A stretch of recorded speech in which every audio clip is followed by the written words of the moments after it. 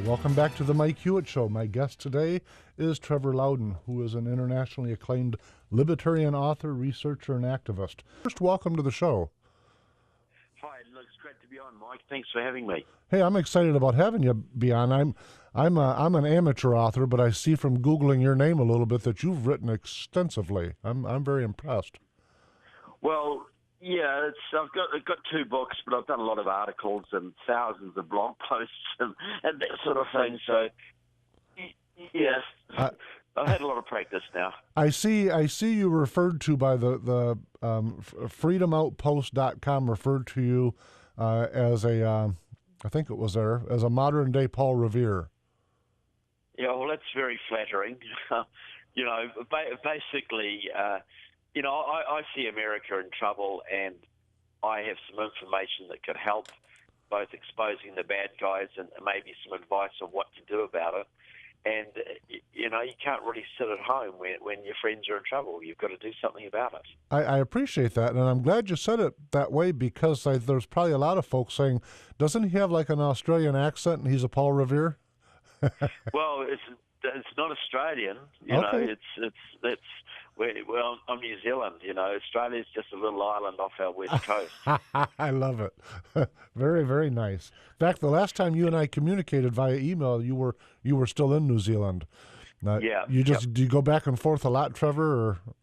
Yeah, I've spent about half my time over here in the last 3 years. Okay. I've spoken, constantly touring, speaking to groups of, I think I've spoken to well over 300 groups now in about 39 of the 57 states. So, wow, and when I did my book tour, I think I talked to about 25 groups. Yeah, well, that's pretty good. I thought it was a lot till I started reading the stuff you've been doing. Very, very impressive. I understand that the first book was Barack Obama and the Enemies Within. Is that right? Yeah, and that was nearly 700 pages detailing Obama's ties to pro-Soviet communists, terrorist, anti-American radicals, Palestinian radicals, pro-Cuban radicals, etc. So it was really a breakdown, a history of Obama's extreme radical connections, his entire life from childhood to the present day. Tell me, Trevor. When first off, I've always thought of him as a Trotskyite. That said, when I look at President Putin as an example, I don't know where his ideology is at. If he's a communist, I can't understand what he is. But clearly, the two men are not friends and don't appear to be on the same page. Well, they may not be just at the moment, but I think, I think the Soviets had a role in Obama ascending to where he did. He was backed by the Communist Party USA, which was subservient to the Communist Party of the Soviet Union, and also worked very closely with Alice Palmer, for instance, in Chicago, who was a Soviet agent of influence, right? And also, Frank Marshall Davis, Quentin Young, etc. I think right now there's a little bit of a tiff going on between Russia and the United States, but realistically, Obama's response is very weak. Well, it's almost silly, to be honest with you. I mean, it's fascinating what he's been able to do to lower, and I think it's a purposeful. I mean, you're more learned on this topic than me, but just watching it looks like it was a purposeful effort to lower America's standing in the world. Yeah, well, look. Put it this way: if Obama was a fully paid up foreign agent whose job was to bring America to its knees and destroy its alliances and downgrade its military, what would he be doing different than he is today? Yeah. Tell me something. Just the folks in New Zealand, how are they seeing America now, and how are they seeing what Obama's been doing? Well, the smart ones are freaking out because they seriously are. This is all over the world. Your allies are freaking out, right? Because they see that your president loves the bad guys of the world more than he loves them. We have the Chinese knocking on our doorstep in New Zealand. They already control Fiji. They almost control Tonga. They've got a whole bunch of the Pacific microstates under their control. Just last year, 2 years ago, the Australian Minister of Defence was up in China for talks, and a top Chinese general publicly embarrassed him. He said, now is the time for Australia to choose. You need a godfather. Will it be an American godfather or a Chinese godfather? If you are smart, you will choose China because we are the growing power in the region.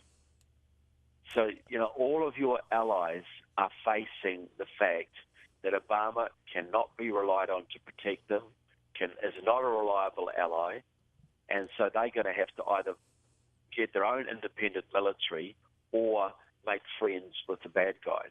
It seems like different allies are some are choosing one of those paths and others are choosing the other. When I look at President Obama, I wrestle with the idea of, is he doing this incompetence on purpose, to the point of to elaborate on your point, or does he simply not understand the concepts of soft power, as an example, from China? Look, I think this is completely deliberate.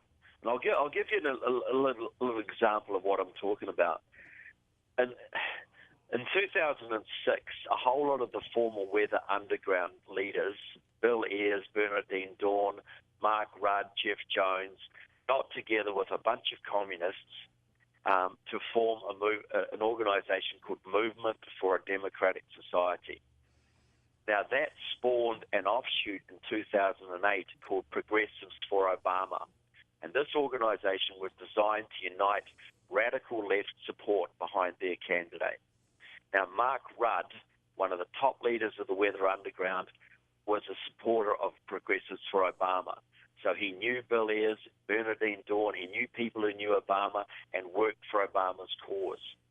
In 2008, Obama, just after he got elected, he appointed some conservatives to the defense establishment, and the left-wing base went berserk. They were absolutely livid that he had done this. So Mark Rudd wrote a letter to the comrades, circulated widely, and this is what he said. He said, don't worry, guys. Obama has to do this. He has to appease the military. He can't attack the military now because that would provoke Congress against him and provoke a backlash from the American people. We have to wait 2 or 3 years into this recession when people are really suffering, and then we can start cutting the military budget. Right. What happened? That's 2 exactly or 3 years that. into the recession, sequestration, cutting the military budget. The number one agenda of the Obama administration and the entire American left, the Communist Party, etc., is to destroy the United States military. So basically, if they can do that, they know that their friends in Russia and China and Iran will rule this planet. And that is the agenda. What's been frightful for me, Trevor, is that there's been a turnover of much of the U.S. military leadership during Obama's term, and it appears now, at least from the outside looking in, that a lot of the new leadership are, for lack of better words, they're complicit in the attempt to reface and diminish the U.S. military. Absolutely. Obama has purged the independent generals, the ones who wouldn't go along. And now he's replacing them with people who will follow the agenda, who will protect their positions and do what they're told. And then, meanwhile, you've got the mid-level officers are being driven out of the army and the military in droves because of the gays in the military policy, women in combat, poor morale. The morale in the U.S. forces is at an all-time low right now. So you're going to have complicit generals, the mid-level officers who understand their responsibilities to the Constitution that come before those to the president, and they're leaving, and then you'll have the not being disrespectful, but the grunts at the bottom who don't really understand their responsibilities, and that's a very dangerous combination. Well, it's a very confusing one. To your point about the low-level folks, I can understand their confusion, to be honest with you. When I look and think of the oath that they've taken and then the direction that they're being sent, to me, I see conflict. Oh, absolutely. How would they must hate their job right now. They've got to obey, they've got to obey their commander-in-chief, who's basically trying to destroy everything they've worked for years, who is sending them in to fight on the same side as the enemy. Right. Basically Obama has switched sides in the war on terror. He's now working with the Al-Qaeda, with the Muslim Brotherhood. Right. Just like with, this, with the people who used to be our enemies. Yeah, just like enemies. Just like this most recent trade where we've given up the five Taliban leaders in trade for this. I've got a guy. In fact, he's a gunsmith. He's been on this show before as a guest of mine, who served in Iraq, came home very injured. He's so angry at the trade he physically can't talk about it. It makes him nauseous to think that that's what he fought for and got injured for, and now we're absolutely undoing everything that was done, making not cowardice trades, making ludicrous trades. Well, how does that make America look in the world? You gave up 5 top Taliban commanders for one soldier who may possibly be a deserter. Under Ronald Reagan wouldn't have given those people up. He would have sent special forces in there to rescue the guy. Yeah, if the guy was really there as a captive, I got to tell you, I don't believe it. Everything that I've been able to ferret out suggests that he left purposefully seeking them out. As late as 2010 at least was helping them make bombs. This guy is a lot more than a deserter. It seems he is a collaborator. He seems he's a traitor, but I can't judge until I know all the facts. But that is certainly where it's looking. So now Obama so the whole world's looking at Obama. He's just given up 5 key enemy combatants in exchange for a probable traitor, and this is supposed to make him look good. It's a little bit overwhelming. It telegraphs to our enemies that we're on their side. Yeah. That's kind of how I interpret it. Well, you look at the world now, all around the world. When your president called for support to go into Syria, how many of your allies climbed on board that? Your point is exactly right. Yeah. And I'm not saying they should have. It was madness. But you look at your allies now. They're looking at what Obama did to Poland and Czechoslovakia. He took away their missile shield protecting them from the Russians. They saw him abandon Georgia to the Russians. And now the Ukraine, when the Russians are clearly trying to take it over, the Ukrainians gave up their nuclear weapons in exchange for a signed treaty for U.S. protection in the event of Russian military aggression. And what's Obama doing? He's sending out John Kerry. Yeah. The most Kerry is going to do is cut off Russia's ketchup supplies. Right. I got to tell you, when I look at it, Trevor, I can't help but reflect back to Obama being caught on a hot mic telling the prime minister from Russia that when the election's over with, I can be more flexible. And then when I look at everything that's come after and his inept replies, I got to say, it was this idea of being more flexible after the election. It's hard for me not to put those two things together and question his integrity. I say in my speeches that's the most significant thing your president said in his entire first term of office. Absolutely. That gave away his agenda. Yep. That was a fortuitous event. America had a snapshot of your president's thinking, but they just couldn't believe it. They couldn't believe that here's your president basically bending over for the Russians. That's truly what he did, and I mean, it wasn't even coy or clever. It was just flatly saying, "I'm going to go along with you as soon as I absolutely can," which goes to the point you've been making. I truly find the only word I have to use again is fearsome. I find the position he's placing us in, internationally and domestically, by the way, fearsome. Look at us, on the international stage, the world economy is on the brink of collapse. Could go down at any time. Russia is clearly trying to rebuild the old empire. China is building a huge blue water navy in the Pacific. Europe is largely socialist and neutral. The Chinese control most of Africa. The communists control most of Latin America. Iran and North Korea are working together on EMP weapons. Basically, 6 nuclear weapons fired above your country in the atmosphere could shut your whole electrical grid down permanently. You know, your own government has said that 80% of Americans would be dead within a year if that happened. Yep. And this is the time when your president thinks it's the time to cut your military, to slash your military to ribbons. He even wants to cut your nuclear arsenal to 265 nuclear weapons.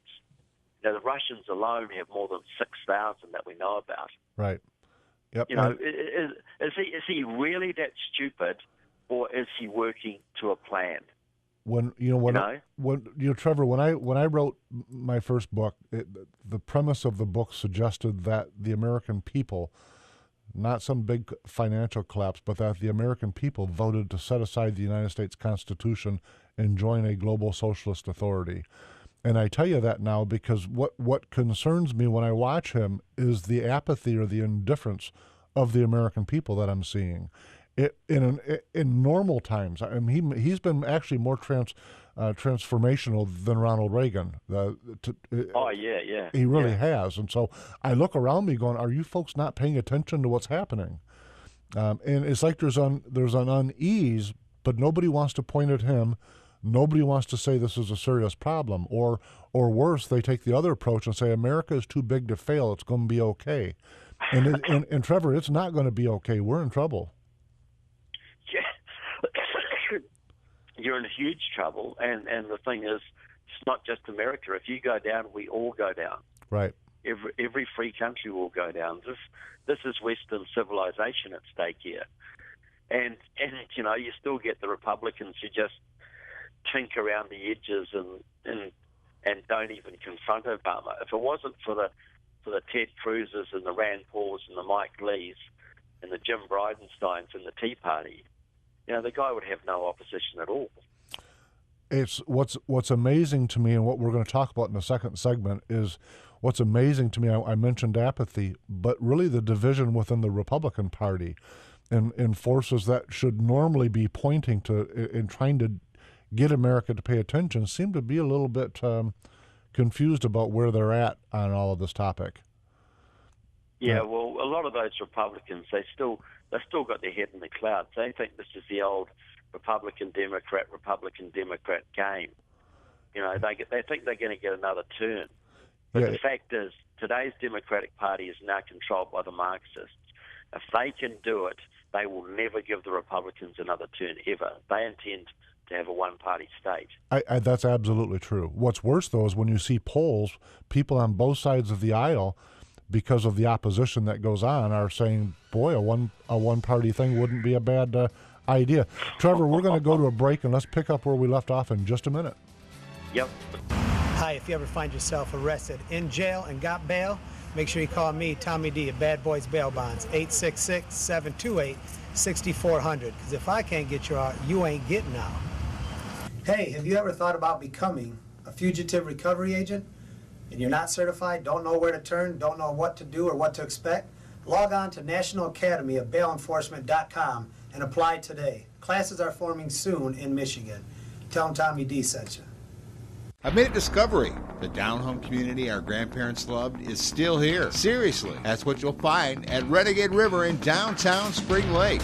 You might be looking for a new or used hunting rifle or something for personal defense. Maybe a DNR sport license or fishing supplies, personal and home defense, hunting, Army, Navy supplies, fishing, survival gear, and even a tools and guy stuff consignment department. You'll be greeted by low prices and quick professional service provided by shopkeeper Mike Hewitt. If you're not in a hurry, grab a cup of coffee and join in the conversation. Renegade River, firearms, hunting, personal protection and survival gear, going camping, or looking for emergency products. Come take advantage of the prices while meeting up with old friends and making new ones.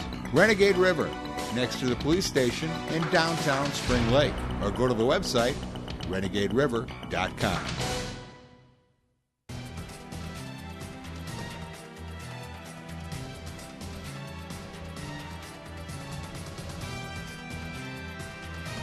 Welcome back to the Mike Hewitt Show. My guest today is Trevor Loudon, who is an internationally acclaimed libertarian author, researcher, and activist. Trevor, in our first segment, we spent a little bit of time trying to do some highlights on, or lowlights, depending on your perspective, trying to to cover what are some of the problems. And it's kind of a cursory view, but listen, one of the things I'm wanting to make sure we touch on is are there cures, or is America just done? What do you see that's possible we can turn this ship around? Yeah, well, I've got a couple of proposals I've been promoting, but I think that the first thing to think about is this: that America's got a huge debt problem, and that could trigger off a world financial collapse. And the temptation is to cut budgets, and the military budget has been taking most of the hits. The entitlements have suffered nothing, and the military is really being hammered. See, the thing is this: America has been defending the world, the free world, but America has also, because your currency is the world reserve currency, you've been exporting your inflation across this planet. So everybody's been bearing the brunt of that. And your allies have been willing to accept that because you are defending them. You've been keeping them safe from the Russians and the Chinese and the Iranians. If you cut your military, your creditors are going to come after you. Your enemies are going to be bold and attack you, and your allies are going to stand back. They're going to not help. So the first thing America has to understand is you have to cut your federal spending, but you do not cut your military budget. You've got to keep that strong, because that's going to keep your creditors happy. It's going to keep your enemies at bay and your allies on side. You've also got to open up your energy fields, completely open them up, so that you are energy independent and can sell energy to the world, deregulate your economy, and get America producing again. That is the only way forward that I can see that has you any chance of getting out of this mess. The problem, so that's on the geopolitical front. Right. The problem with that short list, Trevor, is that our president and a significant portion of our Congress and, frankly, state governments are doing the exact opposite of that recipe. So while we should be expanding and drawing on our energy resources, to your point, what we're doing in contrast is we're looking for ways to shut it down. We're not doing the pipeline. We're killing our coal industry. We're doing literally a recipe for everything that's opposite of what you just identified as the cures. Look, absolutely. So the thing is this: we need to change the governments. We have to change the government. So what my next proposal is how you do that and how you make it effective. Would you like to hear my recipe? I absolutely do. Okay. Well, see, to win the next election, the only people that can defeat the Democrats are the Republicans. But the thing is, half of the Republicans are progressives or rhinos. That's a big problem. And if that faction wins, they will give you a Jeb Bush or a Chris Christie, and you'll lose the election. And even if you fluke the win, nothing will really change. Right. It'll just still, disaster will be a bit slower, that's all. But this is more what I think needs to happen. You've got to have, this country right now is like Carter on steroids. And you've got to have a Reagan on steroids to turn it around. To go way beyond Reagan, actually restore the Constitution and gut the federal government. Absolutely gut it. Now, Reagan could unite the base. You got the social conservatives, the fiscal conservatives, and the defense conservatives all singing off the same songbook. Right now, the Republican base is very fractured.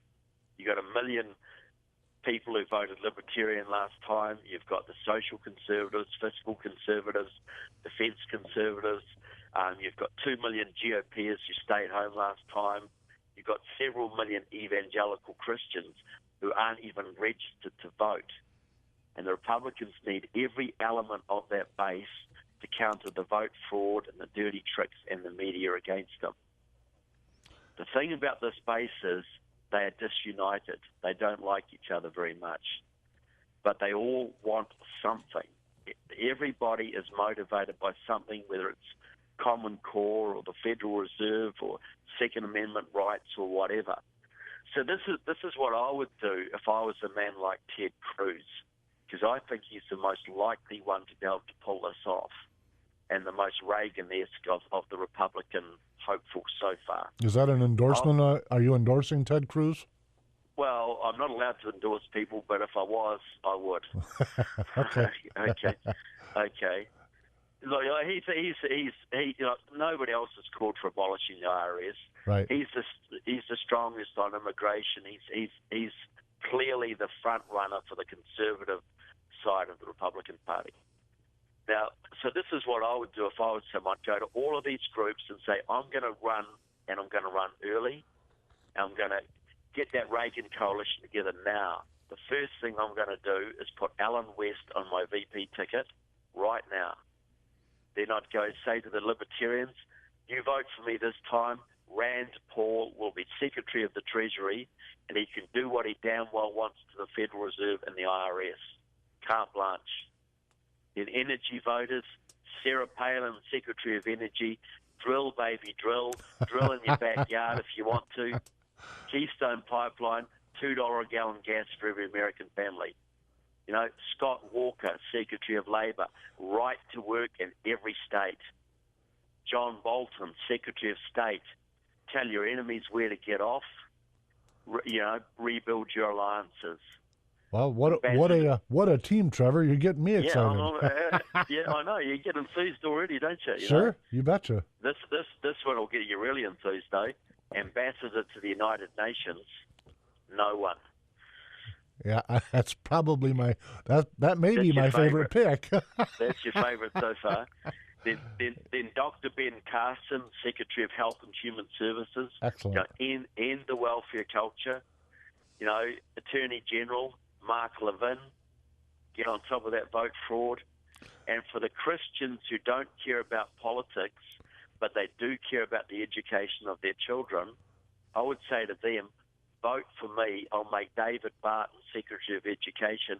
Common Core is gone. Your homeschooling rights protected.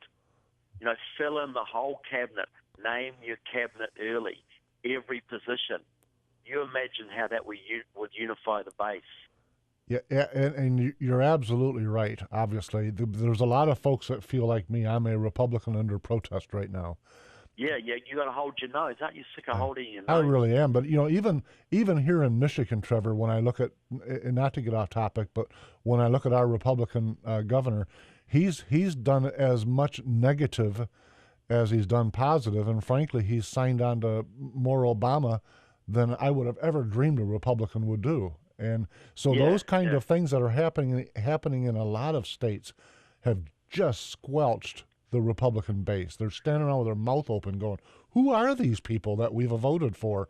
I remember in 2010 when many of the legislators, both federally and on a state level here in our state, were going to Tea Party organizations. I sat myself and listened to them. Well, I'm a fiscal conservative. I'm going to do this. And they didn't do any of it. So, well, you got to say you did get right to work through in your state. Right. That was a significant victory. And I know there have been a lot of disappointments, but sure. But see, this is the thing. We can't just tinker around the edges anymore. We have to take power at the federal level. You imagine if Ted Cruz was campaigning with a team like that. It would be absolutely, truly incredible.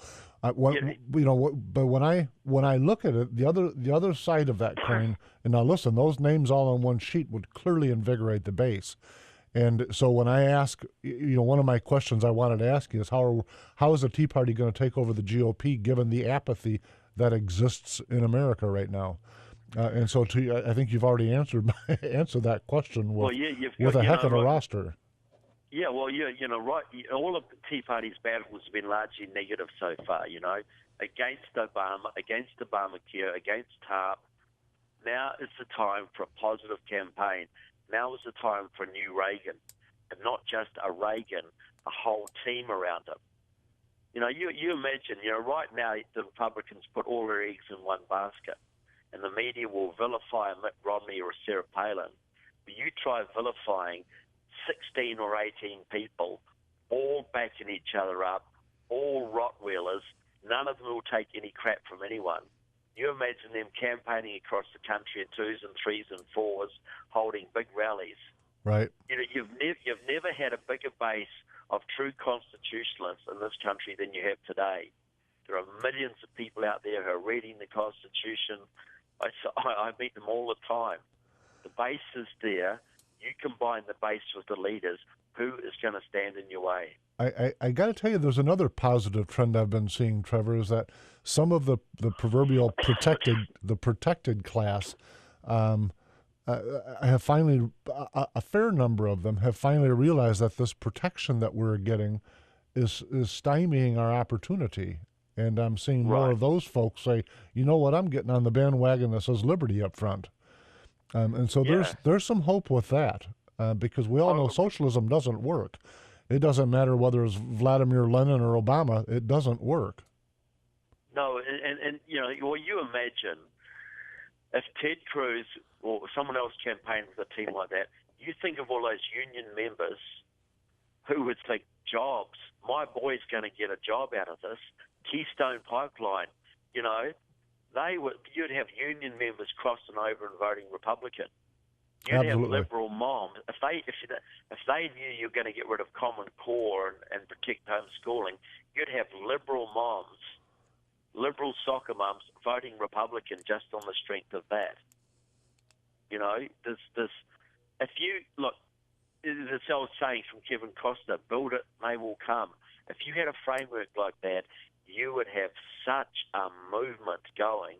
You would draw, you know, a lot of the black community into it, who are sick of the welfare and the drugs and the crime. You would draw a lot of the Latinos into it. You draw union guys, you know, the sort of conservative Democrats across. They're only voting Democrat now because the Republicans are so weak and ineffective, right, and so cowardly in promoting their own principles. Yeah, part of what the party apparatuses, both of them, have been able to do. You know, the old adage that says we need a common enemy, and so the American political culture, in my view at least, has been reduced to a bunch of people supporting one or the other football team. Without, in fact, Ben Carson had offered a quip somewhere in one of his interviews that he wished that on the ballot it didn't say a D or an R beside the candidate's name, causing people to have to figure out what the person stands for. And I say that so valuable. I say that because when I look at a lot of folks that I talk to right now, you mentioned inflation rolling across the globe. A lot of folks don't realize that inflation is a form of tax, and it is. It's not like, when I've said that to a lot of, they look at me like, "What do you mean it's a tax?" It's absolutely a 100% tax. That's how we're paying for things we can't afford. It's the most insidious form of tax. It really truly is. It's eroding purchasing power all the time. Yep. And especially for people on fixed income. It absolutely is. And it's one of those ironies in life. For instance, in Michigan, just to correlate a point for a second, they recently did the minimum wage hike of what will amount to 20%. And so the folks that are actually going to benefit from that for a moment, they're excited, go, wow, good, we're going to get a $2 raise, except for what they're not seeing is the effective inflation that we'll have and the fact that there's a gas tax buried in it. And so it's not, and you go, please pay attention. This stuff is not in your favor. The very folks that are being, that these guys and girls are claiming to help, they're actually hurting the people that they're talking about. So socialist measures absolutely more than anyone. Absolutely socialist measures. I'll give you a great example. You talk about the minimum wage.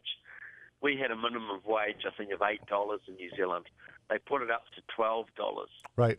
Within a year, youth unemployment was 25%. Right. Surprise, surprise. Right. You know, if you make the price of tomatoes higher, people buy courgettes. You make the price of one kind of car too high, people buy the other car.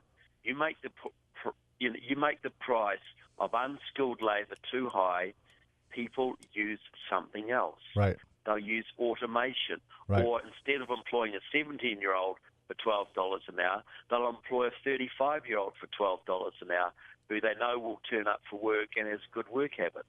Right. It hurts the young. It hurts the low skilled. What I got to tell you, there's some there's some byproducts buried in it, that the unintended consequences, if you will. Now, if you look at a 30-year-old, their work ethic, frankly, is not what it was 30 years ago. And one of the reasons is that we keep moving the marker up for when a person is considered an adult and given adult responsibilities. And it's things like what you're talking about. If we cause an even greater unemployment amongst young, unskilled people, it's going to be longer for them to gather skills and experience and become mature. And it's just it's one of those spiraling effects. It's not plateaued. It's spiraling down, not plateaued. Yeah, well, exactly. It's creating that permanent underclass. You know, once upon a time, a young guy could get into the workforce. He starts on $5 an hour. He works his way up. By the time he's 20, he's earning a good wage. He gets married at 25. He's got a house a couple of years later. He's got his mortgage paid off by the time he's 40, and the rest of his life is great, you know, and grandchildren, whatever. Now he's going to be living in his mum's garage, his mum's basement till he's 35. Right. Maybe never marry, maybe never own a house, and be part of that permanent underclass. Yeah, the one that had a safety net and a really, really low ceiling. And it goes to what I've joked about a lot, and very negatively. I don't mean to be, but it is what it is. It's like the Obamacare thing that allows for a person to stay on their parents' insurance until they're 26. And I shake my head in amazement. At 26 years old, I think I was on my third house. I had kids. 50 years ago or 30 years ago, a 26-year-old would have been a colonel in the military, and you get to stay at home in your mama's basement. And I think, what are we asking our young to do? Well, Diana West wrote a great book, The Death of the Grown-Up. You know, people aren't expected to grow up anymore. They're expected to stay children their entire lives. Right. So now 35 becomes sad, 35 becomes the new 25. Yeah. And that's another fearsome thing, because it's just another way of taking America off the path. In my view, it is. It's downgrading society, turning a dynamic society into a society of dependents and wimps. Demasculinizing men, you know. It really is. Now, I remember, Trevor, when I'm 53 now, and when I was 8, 9, 10 years old, there was an apple orchard that was within a reasonable distance from our house, and I used to get paid by the bushel to pick apples as a very young person. Was it a real job? I call it what you want. I got paid bushel money, and you know what? It taught me a lot. And nowadays, folks will say, well, we can't get any young workers. I say, wait, don't young people have parents? I mean, to me, it's just one of those defy gravity things that people embrace reasons that are upside down. Yeah. And that all has consequences. It all filters through into a degraded society, an impoverished society, and a weaker society. Now, Trevor, I've got to take us to a break, but I want you, if you would, to hold on for just a little bit more today, because there's a couple more things I want to get out of here on the table from you, folks. Absolutely. We'll be right back, folks. I've made a discovery. The down-home community our grandparents loved is still here. Seriously, that's what you'll find at Renegade River in downtown Spring Lake. You might be looking for a new or used hunting rifle, or something for personal defense. Maybe a DNR sport license or fishing supplies. Personal and home defense, hunting, Army, Navy supplies, fishing, survival gear, and even a tools and guy stuff consignment department. You'll be greeted by low prices and quick professional service provided by shopkeeper Mike Hewitt. If you're not in a hurry, grab a cup of coffee and join in the conversation. Renegade River, firearms, hunting, personal protection and survival gear, going camping, or looking for emergency products. Come take advantage of the prices while meeting up with old friends and making new ones. Renegade River, next to the police station in downtown Spring Lake, or go to the website renegaderiver.com. Hi, if you ever find yourself arrested, in jail, and got bail, make sure you call me, Tommy D, at Bad Boys Bail Bonds, 866-728-6400. Because if I can't get you out, you ain't getting out. Hey, have you ever thought about becoming a fugitive recovery agent? And you're not certified, don't know where to turn, don't know what to do or what to expect? Log on to National Academy of Bail Enforcement.com and apply today. Classes are forming soon in Michigan. Tell them Tommy D sent you.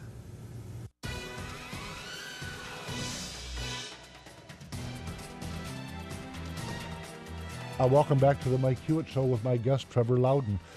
Trevor, I'd like to take a little bit of time that we've got left and have you help me understand a few more things here. You've written a couple books I mentioned at the onset of the show today. The first of them is Barack Obama and the Enemies Within. That was the first of the two, correct? Yep. Okay, that's right. Tell me what that book is about. I think you told me it was a 700-some page.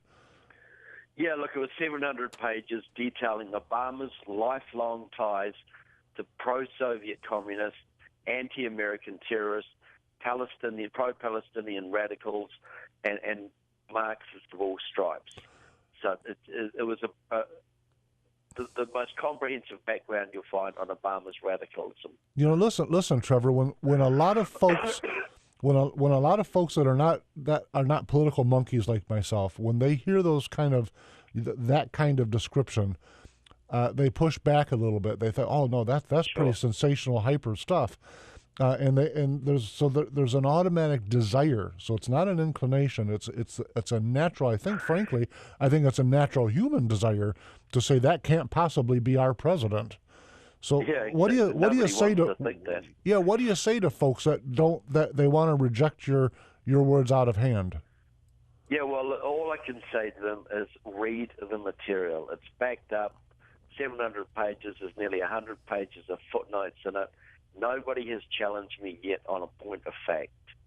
And this is just a harsh reality. I wish it wasn't the way it is, but unfortunately, your president is trouble, huge amount of trouble. And the quicker you confront that, the sooner it can be ended. I have to tell you, I hear a lot of folks like on Facebook and Twitter and other non-mainstream media outlets that are, the constant caller. There's always a low drum beat about impeaching him. And I have to tell you, on one hand, I want to say, yeah, we need to get him gone. But on the other hand, I look at Joe Biden and say, wow, that's certainly not the answer. And then there's another thing about at least the way I see this. I got to tell you, I would much rather have America wake up and beat Obama in the arena of ideas, where people actually, rather than defaulting to a court system to say he's got to go, have people actually look at these facts and understand that inflation is a tax, understand that soft power is real, and these are our enemies. Do you think your book from that regard is going to help folks understand this, or is it more? Well, I hope it does to some degree. It also people need to understand the Obama thing is only a tiny part of the problem. Right. If Obama went tomorrow, the whole Democratic Party has been taken over in the last 15 years. There are all these Democrats out there, loyal Americans, who still think they're voting for Harry Truman or JFK. They do not realize the Marxists have taken over. So if Obama was removed tomorrow, his replacement would be equally as bad. Hillary Clinton is just as Marxist as Obama is, as are any of the other likely Democratic contenders, Elizabeth Warren, for instance. So, nothing would change and you would create a martyr. And the fact is impeachment won't go through the Senate anyway because the Democrats control the Senate. And there's no way they would impeach the president. There's a lot of folks that consider themselves Democrat and absolutely do not consider themselves to be a Marxist or a socialist or any other such thing. 95% of them don't, But that's the horrible thing. Just like most union members are loyal Americans, they might be veterans, NRA members, they do not realize that since 1995, the AFL-CIO was taken over by Marxists. They have no understanding of that. So they go along with this garbage. All these union men, 20 years ago, the unions used to campaign against illegal immigration because they saw it was bad for union members. Right. Now they're campaigning for legalizing illegal immigrants because they want 8 or 10 million more Democratic Party votes to give them a permanent governing majority. They know it's going to destroy their own members' wages and conditions, but they don't care because they have a bigger picture in mind. So these union members are paying their dues loyally to an organization that is busily betraying them. Right. But, from my own experience, when I've used the word communist or Marxist or Trotskyite, et cetera, I get people angry with me, as you can, and I know you know that from experience. But I got to tell you though. But then when I sit down with the 10 planks of the Communist Manifesto and say, "Where are you at on this issue? Where are you at on this issue?" Yeah. And when you get to the end, you go, "Yep, there's that word again. It's fearsome." I'm reading, and I'm not gonna. I won't belabor everybody with a big long thing. But Thursday, January 10th, 1963. I'm guessing you're familiar with this. It was extension of remarks by the Honorable Herlong, Jr. of Florida, and he lists into the congressional record the 45 points. 45 points that he believed that the Soviet communists were attempting to do in terms of flipping America. And on the 15th, this is where I'm trying to go with it. Item number 15 from his list that he read into the congressional record was to capture one or both of the political parties of the United States. Now, that was January 10th, 1963. So when I look back at the history from that point forward, and I'll use JFK as a marker, I'm no JFK fan, and frankly, I think he was a terrible president. Had he have not been assassinated, if you go back to the polls at the time, he likely wouldn't have won re-election. That debate aside, he couldn't even begin to capture a Democrat nomination right now because he's too far right of them. Oh, look, absolutely. Yeah, Harry Truman wouldn't be allowed anywhere near the Democratic Party. Harry Truman would be in the Tea Party today. Yep, absolutely true. So the Democrats have gone way to the left, and they went for a big leap to the left in the 60s, and since 1995, when the AFL-CIO got taken over by Democratic Socialists of America, they mounted a purge in the Democratic Party to remove all the moderates and the centrists.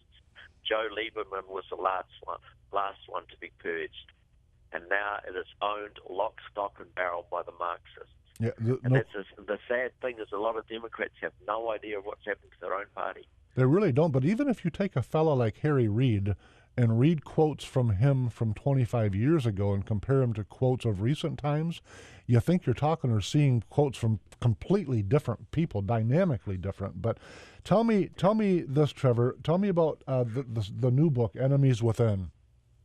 Well, the new book is The Enemies Within, Communists, Socialists, and Progressives in the U.S. Congress.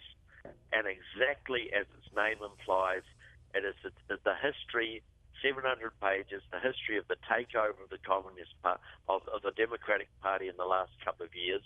It was a Freudian slip, wasn't it? But it details how Obamacare came from the Marxists, a comprehensive immigration reform, a whole bunch of other platforms. What it is saying is effectively, and also the destruction of the military, all these things have been driven by the communists to control the Democratic Party, and it's gone into overdrive since 1995. The book also profiles 51 members of the House and 14 senators with identifiable ties to pro-Soviet, pro-communist, anti-American, pro-terrorist groups. You know, people who wouldn't get a basic security clearance to clean the toilets at any military base in your country. Right. Who couldn't hope to pass a security test, yet they are running your country. They're some of your senior Democrats, some of your senior members of the Senate and the Congress. But the fearsome, basically exposing them. Yeah, Trevor, the fearsome thing about that is that those folks didn't usurp their chair. They didn't go in there with armed guards and take over their Senate or their congressional chair. They were elected by people, and that scares the heck out of me. That they're fairly intelligent, fairly well-educated people actually pushed the vote button for these people. Yeah. That scares me. It does. The big problem is this. The media covers up for them. You know, right. the media went hell for leather for Sarah Palin and Mitt Romney. We knew everything about Mitt Romney, everything about Sarah Palin. We knew about Sarah Palin's kids' Facebook pages.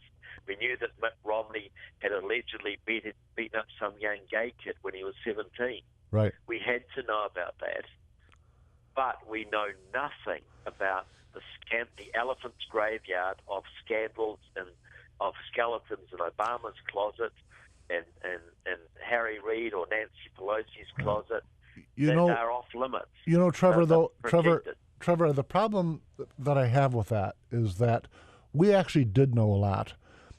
We knew about his cocaine usage. We heard all of the stories about him going to the gay bathhouses in Chicago.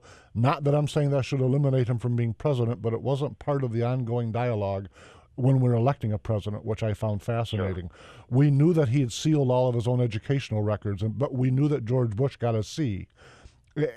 We knew all that before we elected this guy. And listen, the first time we elected him, I could put my Ted Kennedy hat on. It doesn't fit real well, by the way, but I can stand back and go, I get it. I understand. But the second time blows my mind. Yeah. Yeah, you can understand it once, the first black president, getting rid of George Bush, charismatic, new guy, new broom sweeps clean. You could understand it. Absolutely. But it was a lot harder to understand the second time. I truly didn't get it. When everything you just listed, I remember you're talking about writing books. I was writing my book, the first book, leading up to it. And when he won, I got to tell you candidly, I stopped writing for about 6 months because I thought, it's too late. We're already there. But that's not the case. And the American people still have command if they actually take charge and pay attention to the details and get away from this.